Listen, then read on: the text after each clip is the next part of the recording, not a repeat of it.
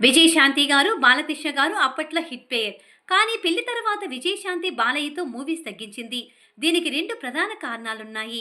అవేంటో చూస్తే, ఒకప్పుడు లేడీ సూపర్ స్టార్‌గా వెలిగారు విజయశాంతి గారు.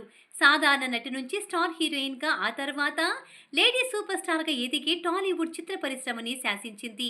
శ్రీదేవి తర్వాత ఆ స్థాయి ఇమేజ్‌తో రాణించింది విజయశాంతి.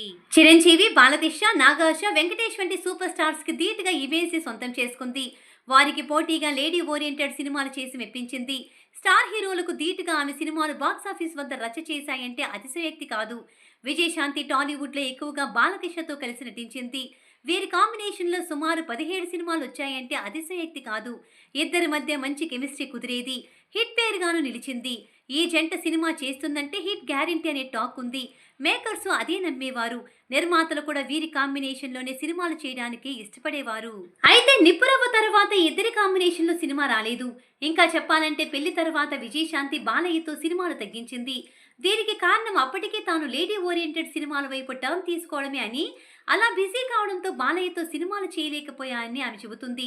పైగా పారితోషికం కోసం తాను లేడీ ఓరియెంటెడ్ చిత్రాలు చేసినట్టుగా తెలిపింది. కానీ దీనికి 2 కారణాలున్నాయి. ఒకటి విజయశాంతి భర్త కావడం, 2 ఈగో సమస్య కావడం. అప్పట్లో విజయశాంతికి కూడా హీరోలకు మించిన ఇమేజ్ ఉండేది. దీంతో సినిమా హిట్ అయితే ఎవరి వల్ల హిట్ అయిందనే చర్చ నడిచేది. విజయశాంతి వల్లే సినిమా హిట్ అయిందనే ప్రచారం జరిగింది. ఈ నేపథ్యంలో ఇది హీరోలకి, ఆమెకి మధ్య ఈగో సమస్య తలెత్తింది. దీంతో సినిమాలు క్రమంగా తగ్గించిందని అంటుంటారు. చిరంజీవితోనూ తగ్గించడానికి ఇదే సమస్య అంటుంటారు.